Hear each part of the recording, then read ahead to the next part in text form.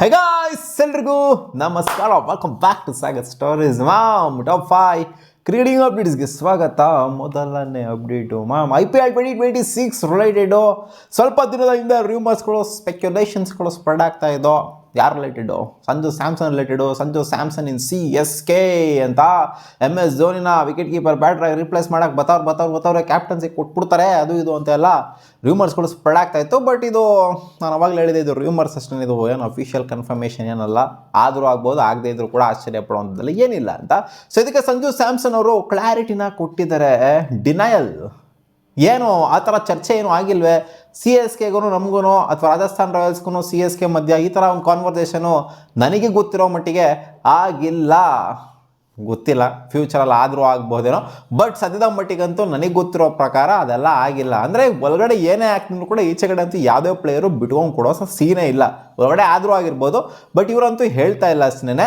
But ಅದೊಂಥರ ಡಿನೈಯಲ್ಲೇನು ಹೇಳಿದ್ದಾರೆ, ನಾವು ಎಲ್ಲ ಆ ಥರ ಎಲ್ಲ ಇನ್ನೂ ಚರ್ಚೆ ಮಾಡಿಲ್ಲ, ರಾಜಸ್ಥಾನ್ ರಾಯಲ್ಸ್ನ ಬಿಟ್ಬಿಡ್ತಾರೆ ಅಂತ ನಿಮ್ಗೆ ಯಾರು ಹೇಳಿದ್ದು ಅನ್ನೋ ಥರ ಮಾತಾಡಿದ್ದಾರೆ. ಸೊ ರಾಜಸ್ಥಾನ್ ರಾಯಲ್ಸ್ ಜೊತೆಗೇ ಇರ್ತಾರೆ ಸಂಜು ಸ್ಯಾಮ್ಸನ್ ಅನ್ನೋ ಥರನೇ ಆಯಿತು. ಒಟ್ಟಲ್ಲಿ ಚರ್ಚೆ ಅಂತೂ ಆಗಿರ್ಬೋದು, ಬಟ್ ಇವರು ಅದನ್ನ ಓಪನ್ ಆಗಿ ಬಿಟ್ಕೊಂಡು ಕೊಡ್ತಾ ಇಲ್ಲ ಅಷ್ಟೇ. ಒಟ್ಟಲ್ಲಿ ರಾಜಸ್ಥಾನ್ ರಾಯಲ್ಸ್ನ ರಿಟೈನ್ ಮಾಡುವಂಥ ಎಲ್ಲ ಸಾಧ್ಯತೆ ನೆಕ್ಸ್ಟ್ ಇಯರ್ಗೂ ಕೂಡ ಕಾಣಿಸ್ತಿದೆ. ಅದರಿಂದ CSK ಅವರು ಸಂಜು ಸ್ಯಾಮ್ಸನ್ನ ತಗೊಳ್ಳೋದಕ್ಕಾಗೋದಿಲ್ಲ, ಇದು ಕೂಡ ಇದ್ದಿದ್ದು ಕಾಣಿಸ್ತಾ ಇದೆ. ಅಪೇಟ್ ಬಿಟ್ಟು ಶ್ರೇಯಸ್ ಅಯ್ಯರ್ ಅಲ್ಲಿ ಕಳೋಗ್ಬಿಟ್ಟವ್ರೆ.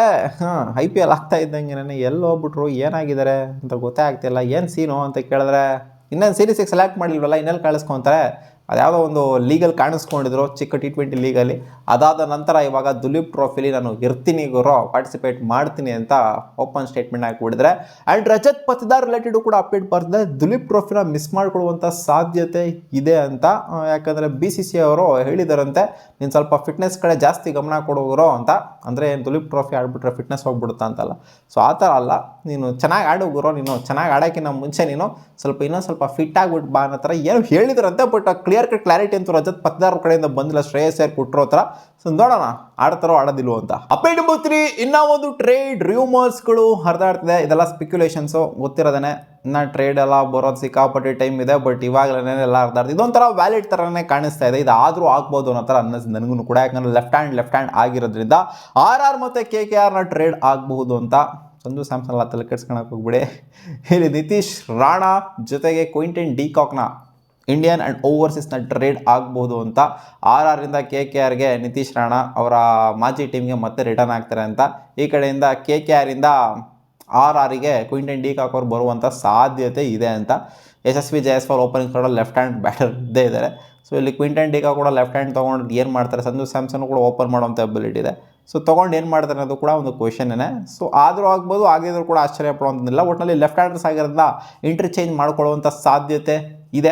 ನೋಡೋಣ ಆಗುತ್ತೋ ಆಗೋದಿಲ್ವೋ ಅಂತ. Update number 4, Cameron green related update ಬರ್ತಿದೆ. ಕ್ಯಾಮ್ರಾನ್ ಗ್ರೀನ್ ಅಫಿಷಿಯಲಿ ಹೇಳ್ಬಿಟ್ಟಿದ್ರೆ, ನಾನು IPL 2026ಗೆ ಬರ್ತಾ ಇದ್ದೀನಿ ಗುರು, ಆಕ್ಷನ್ಗೆ ಇದ್ದೇ ಇರ್ತೀನಿ ಅಂತ. ಅನ್ಫಾರ್ಚುನೇಟ್ಲಿ ಅವರು ಲಾಸ್ಟ್ ಸೀಸನ್ ಮಿಸ್ ಮಾಡ್ಕೊಬೇಕಾಯ್ತು ಇಂಜುರಿ ಕಾರಣದಿಂದ.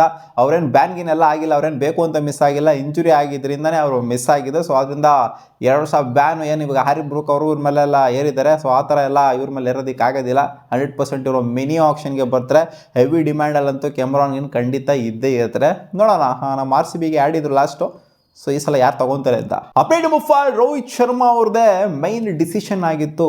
WTC ಸೈಕಲ್ 2027 ಏನು ಇವಾಗ ನಡೀತಾ ಇದೆಯಲ್ಲ, ಸೊ ಈ ಸೈಕಲ್ಲಿಗೆ young and energetic team, completely young ಟೀಮನ್ನೇ ಹೋಗಬೇಕು, ನಾವೆಲ್ಲ ರಿಟೈರ್ಮೆಂಟ್ ಕೊಟ್ಬಿಡ್ಬೇಕು ಅಂತ ರೋಹಿತ್ ಶರ್ಮಾ ಅವರೇ ಡಿಸೈಡ್ ಮಾಡಿದ್ದು. ಇದು BCCI ಫೋರ್ಸ್ಫುಲಿ ಕಿತ್ಕೊಂಡಿದ್ದವರಿಂದ ಕ್ಯಾಪ್ಟನ್ಸಿ ಅವರಿಂದ ಫೋರ್ಸ್ಫುಲಿ ಸ್ಟೆಪ್ ಡೌನ್ ಮಾಡಿಸಿದ್ದು. ಇಲ್ಲಿ ವಿರಾಟ್ ಕೊಹ್ಲಿಯಿಂದ ಆಗಿರಲಿ, ಅವರಿಂದ ಆಗಿರಲಿ ಫೋರ್ಸ್ಫುಲಿ ಇಳಿಸಿದ್ದಲ್ಲ. ಅವರೇನೇ ಇಬ್ಬರೂ ಕೂಡ ಇನಿಷಿಯೇಟಿವ್ನ ತೊಗೊಂಡು ಬಿಟ್ಬಿಡೋಣ ಸಾಕು ಅಂತ, ಯಂಗ್ ಟೀಮ್ನ ಕಳ್ಸೋಣ ಅನ್ನೋ ಥರ.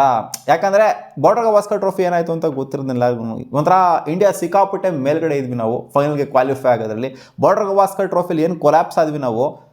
ಸೊ ಅದು ಸಿಕ್ಕಾಪಟ್ಟೆ ಬೇಜಾರಾಗಿದೆ, ಇಬ್ರಿಗೂ ಬೇಜಾರಾಗಿದೆ, ಎಲ್ಲರೂ ಕೂಡ ಬೇಜಾರಾಯ್ತು. ಏನು ಗುರು ಹಿಂಗೆ ಸೌತ್ ಆಫ್ರಿಕಾನ ಮುಂದೆ ತಳ್ಬಿಟ್ರಲ್ಲ ಗುರು ಅಂತ.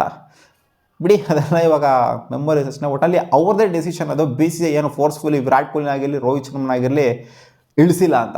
ಮತ್ತೆ ಸಿಗೋಣ ಮುಂದಿನ ವಿಡಿಯೋದಲ್ಲಿ. ಗಾಯ್ಸ್, ಇದಿಷ್ಟು ಆಗಿದ್ರು ಟಾಪ್ 5 ಕ್ರಿಕೆಟಿಂಗ್ ಅಪ್ಡೇಟ್ಸು. ನಿಮ್ಗೆ ಈ ವಿಡಿಯೋ ಸ್ವಲ್ಪ ಇಷ್ಟ ಆಗಿತ್ತು, ನಾನು ಲೈಕ್ ಮಾಡಿ.